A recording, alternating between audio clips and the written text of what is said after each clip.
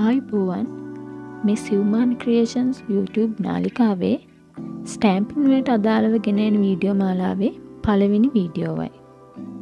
අද අපි මේ වීඩියෝ එකෙන් කතා බහ කරන්න හිතාගෙන ඉන්නේ ස්ටැම්ප්ස් වර්ග ගැන.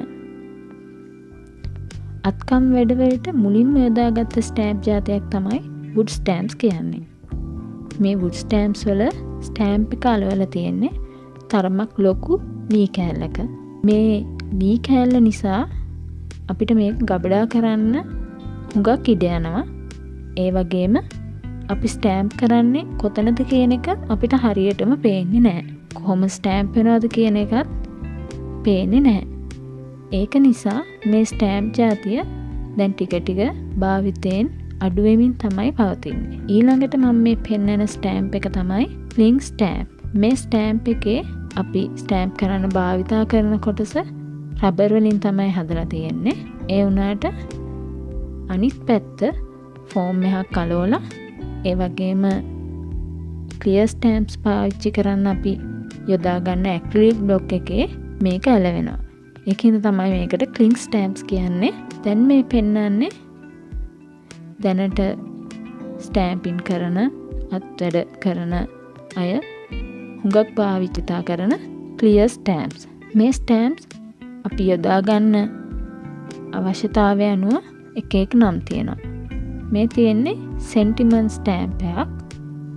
අපි මේ ස්ටැම්ප් එක හුඟක් වෙලාවට පාවිච්චි කරන්නේ කාඩ් එක ඉදිරිපස ග්‍රීටින් එක නිම කරන්න තමයි. නැත්නම් කාඩ් එක ඇතුළට උනත් අපිට මේක භාවිතා කරන්න පුළුවන්. ඊළඟට මේ පෙන්වන්නේ ඉමේජස් තියෙන ක්ලියර් ස්ටැම්ප් එකක්. අපි මේ ස්ටැම්ප් භාවිතා කරගෙන තමයි කාඩ් එක ඉදිරිපස හුඟක් වෙලාවට අලංකාර කරගන්නේ. අපිට මේ ඉමේජ් අපි කැමති ඕන මාධ්‍යයක් පාවිච්චි කරලා පාට කරලා කාඩ් එක ඉදිරිපස සරස ගන්න පුළුවන්. ඊළඟට මේ පෙන්වන්නේ ලේයරින් ස්ටැම්ප්ස්.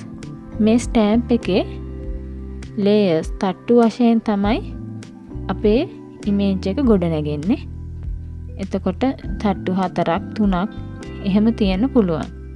එකක් මතු පිට එකක් ස්ටැම්ප් කරගන්න ඕනේ අපේ අවසාන ඉමේජ් එක හදාගන්න නම්.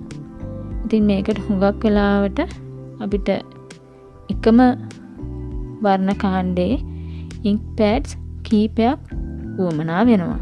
ඊළඟට මේ පෙන්වන්නේ මම බෑග්ග්‍රවුන්ඩ් ස්ටැම්ප්. මේ ස්ටැම්ප් එක යොදාගෙන අපිට කාඩ් එක ලොකු ඒරියා බෑග්ග්‍රවුන්ඩ් එකක් හදාගන්න පුළුවන්.